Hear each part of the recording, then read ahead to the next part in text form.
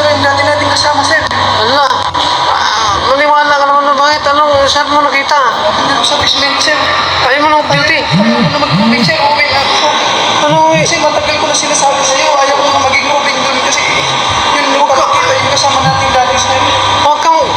Ay, naku, yung sinasabi. Nagbabaong ka dapat ng bawang kagasin dyan. Ano? Kaya nga, sir, sinabihan na nga kita kasi na ayaw ko mag-moving.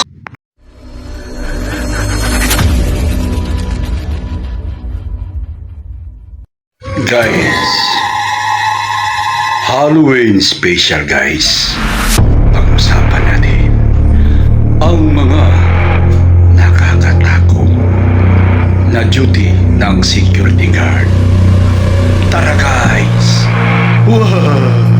Alright guys, welcome sa Riddles TV. 14 years more or less bilang security officer, security guard, no? Bago ang lahat guys, baka magulat kayo. Medyo mahabang buhok natin at model-modelan. Isipin nyo, baka parang ganito ang forma natin na security officer, security guard. Kasi guys, ako ay isa ng retired na po ako. Hindi na po ako active sa duty guys, kaya baka magulat kayo. At makuha ba yung kandila natin? Gumagawa ako ng mga video guys regarding sa duty ng security guard guys, tulad ng pag-uusapan natin. Ganito. Ilagay natin itong buwan natin ito. Kandila, okay. So guys, ayan ko guys sa channel ko. Ayan nga guys, channel ko. Channel ko. Gumagawa tayo ng mga video guys. Ayan. Kandila to baka one. So puntahan nyo yung channel ko guys. Ayan, pindutin nyo yung playlist. At nandyan yung mga, pag napindot yung playlist, itong lalabas. Security Guard Matters guys, nandyan yung mga video natin regarding sa mga duty ng mga gwardiya, tulad ng pag-uusapan natin, mga realidad na nangyayari sa mga duty ng gwardiya, no? So ngayon ay tinatawag na Halloween special.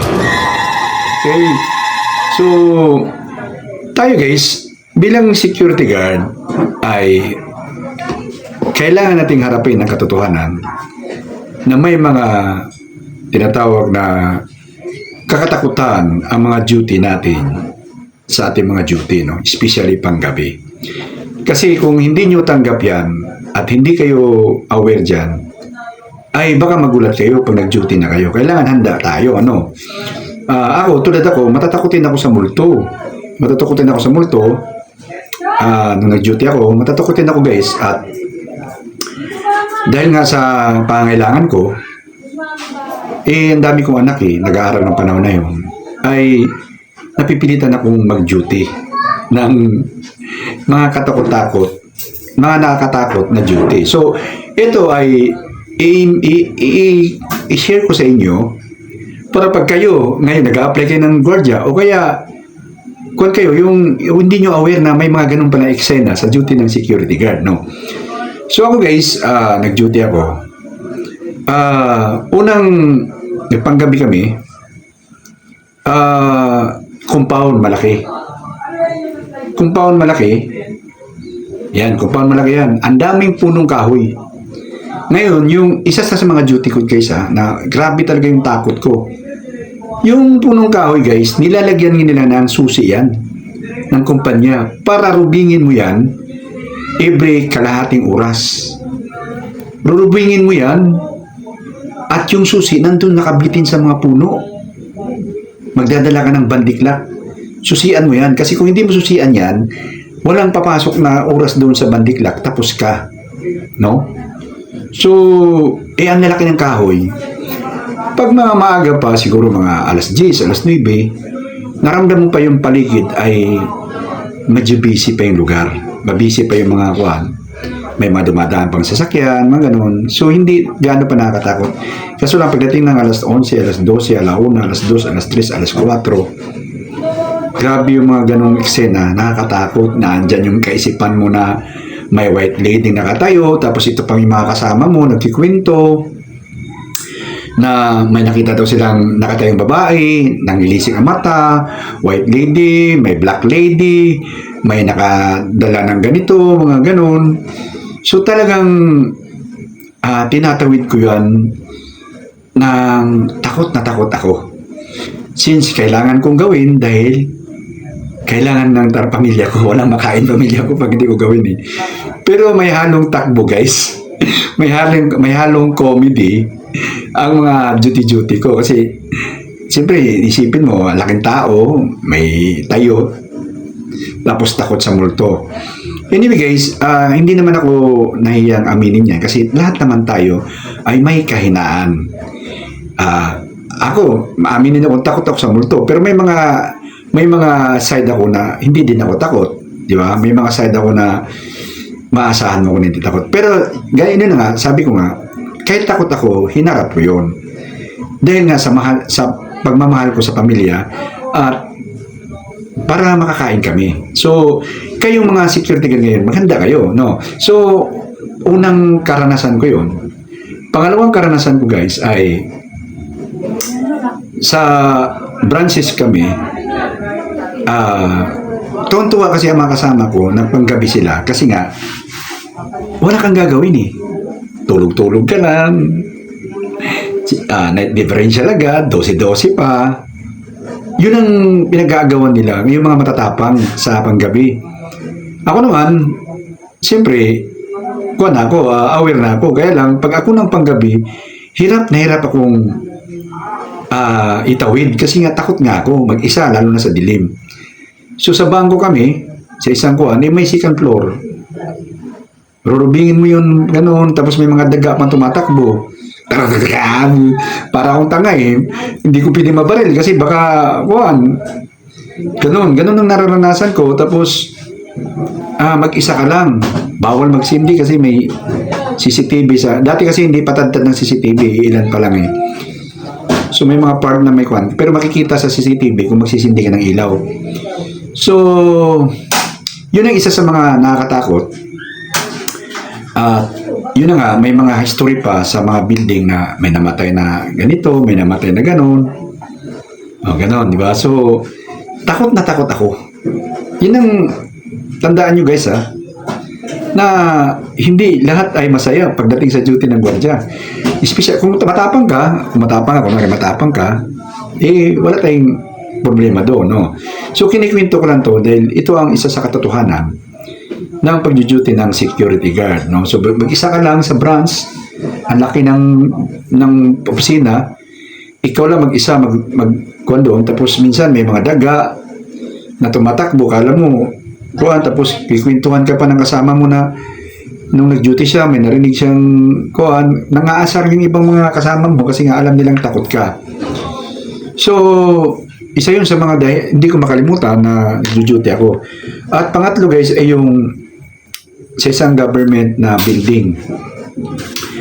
Ang building ng government na yun ay sa 13th floor siya. So sa gabi, ang naka-duty, hindi ko alam yun Nung una kong duty, hindi ko siya alam. Hindi ko siya alam na anong setup ba. Basta sinalang lang ako. So nilagay ako sa 13th floor. Kasi nga, siyempre bago pa ako noon at parang ikaw kasi yung isasalang. Kung ikaw bago sa duty, baguhan ka, hindi ka kilala ng mga commander, mga officer mo, ikaw yung ilalagay sa mga pwesto na iniiwasan ng mga datihan. So yung 13th floor, iniiwasan ng karamihan yun. So sinalang ako. So ngayon, hindi ko alam na ang duty para sa gabi ay isa sa second floor, tapos isa sa third floor, isa sa 6th floor, tapos isa sa 7th floor kasi nga nandiyan yung President's Office, isa sa 9th floor, at isa sa 10th floor. At ako ngayon yung 13th floor. So, ang simula kasi ng duty namin ay alas 10 doon. Palitan kami. Pero lahat ng floor, may gwardiya yan. Lahat ng floor sa araw. Hanggang alas 11 ng gabi. So, ako naman, pag duty ko noong una, alright guys, noong una, hindi ko alam na covered ko pala yung 11, 12, 13. Tumawag ako sa intercom ng aking officer at sinabi, ikaw ang covered niyan. Doon na nanginig ang aking tuhod. Doon na ako hala. Tapos ganito pa guys, pinapatay yung ilaw, yung pinaka main switch ng building, pinapatay yun. Kasi nga, para makatipid ng kuryente ang government. Style nila yun. Kasi government nga eh. Para daw makatipid, pinapatay ang main switch. So, ang ilaw mo lang ay yung flashlight mo at madilim. At yung mga, 13th floor ka nga eh. So, yung mga dumadaan na mga sasakyan doon sa baba, yun lang parang gumaganon sa bintana. Ganon. So, tiniis ko yun guys. Pero yung kaba ko, walang tigil. Tapos ito pa mga officer, bigla kang dadalawin, may mga rubing kasi officer, bigla kang dadalawin na madaling araw na bubukas sa elevator. Tapos sasabihin nila, ang elevator kasi, pinapaandar naman doon sa ground floor, tapos pipindutin yung 13th floor, siyempre aandar yung elevator doon, tapos bubukas ganun. So walang tao, so kala mo may multo. So, takot na takot ako guys. Takot na takot ako at hindi ko natiis. Pagdating ng isang linggo, kinausap ko na agad yung aming EDC. Excuse me. Sabi ko, Sir, nakakahiya mga aminin sir. Ay takot po ako sa mga ganong mga multo-multo sir. Tiniis ko lang po yung duty ko kasi alanganan sa pamilya sir, pero mukhang hindi ko na matatagalan sir kasi yung puso ko talagang guwan.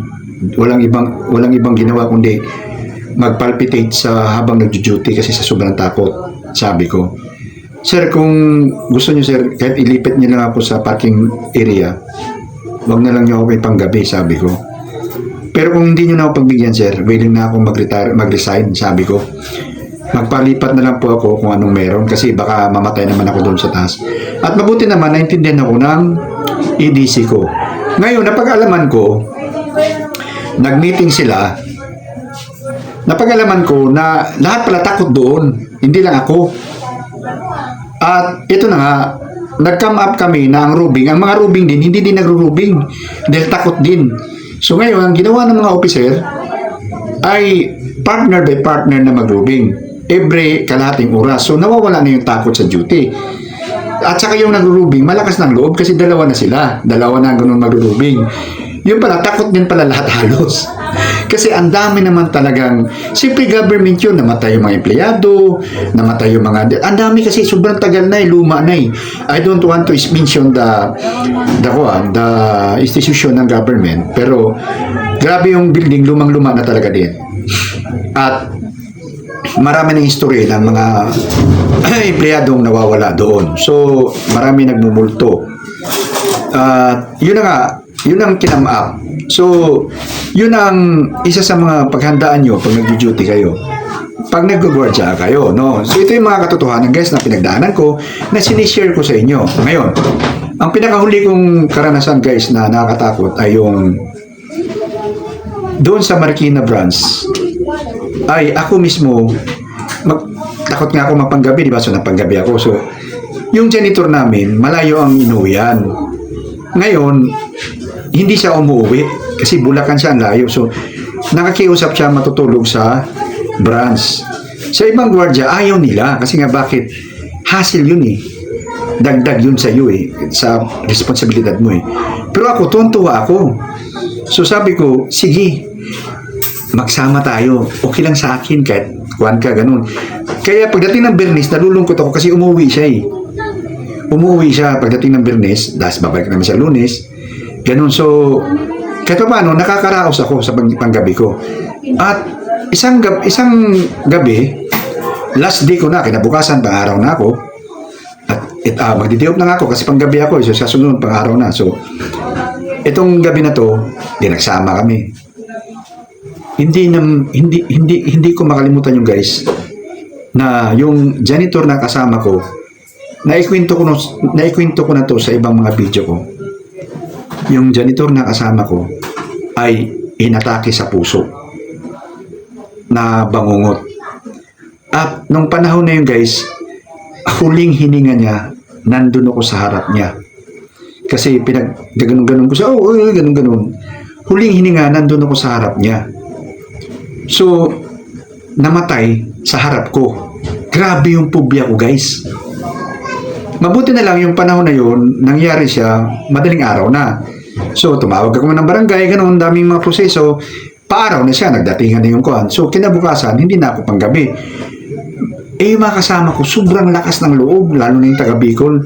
Carmelotes, shout out sa'yo. Carmelotes.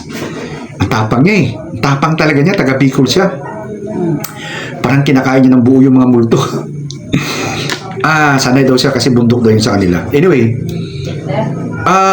siya yung sununod sa akin na panggabi. Wala siya, panis-panis sa kanya. Tuwang-tuwa pa nga siya eh. So ngayon guys, yun ang naging parusa ko pagpanggabi na ako. Kasi nga, yung history nung namatay na janitor. So yung isa kong kasama, na gwardiya, na isa rin takot, nag-usap kami na magsasamahan kaming dalawa. So nagpaalam ko sa misis ko na ganun-ganun, pinaliwanag ko. Naintindihan naman ng misis ko kasi nga, alam niya takot ako na po sa multo. So nagsamahan kaming dalawa. Itong janitor ay sinumbong kami sa manager na, ma'am, yung dalawa nagsasamahan, pag may nangyari na naman sa isa niyan, yari na naman tayo, ma'am, ganun. Sinadya niya yun para manginis nga na yung kami nga ay takot. So no choice kami kundi maghiwalay na naman ng duty. Walang sasama sa duty. Kami lang mag-isa.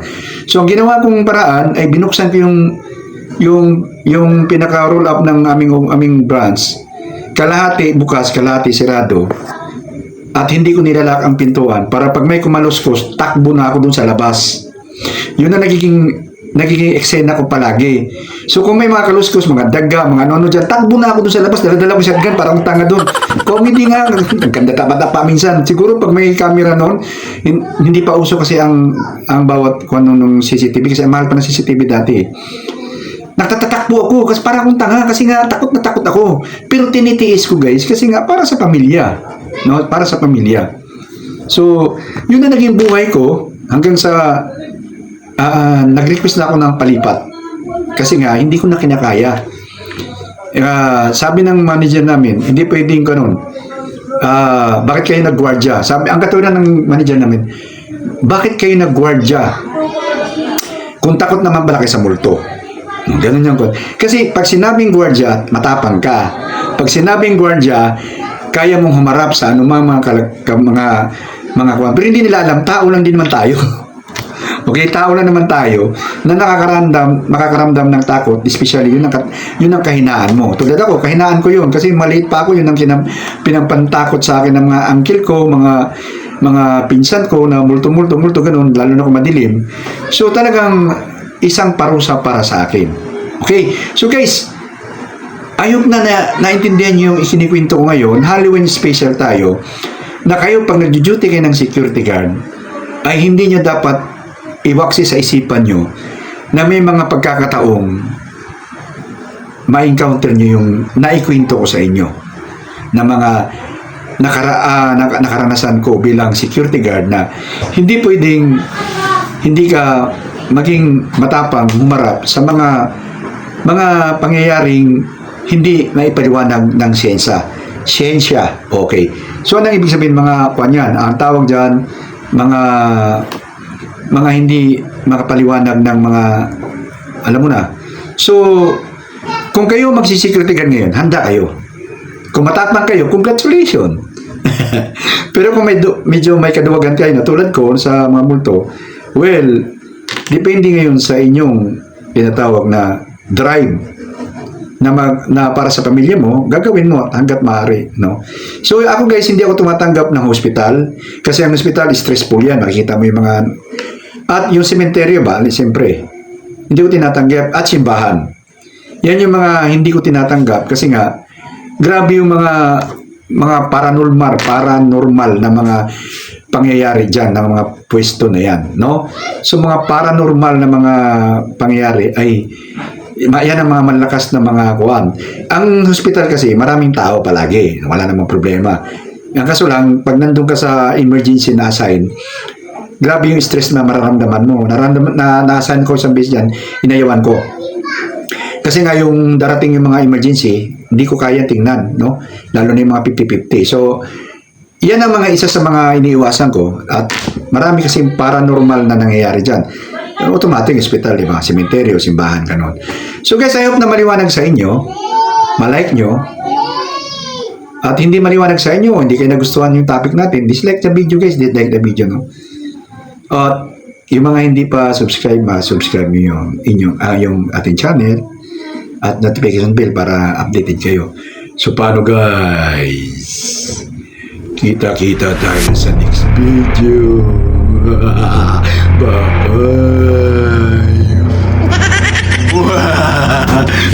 Ang dilim guys.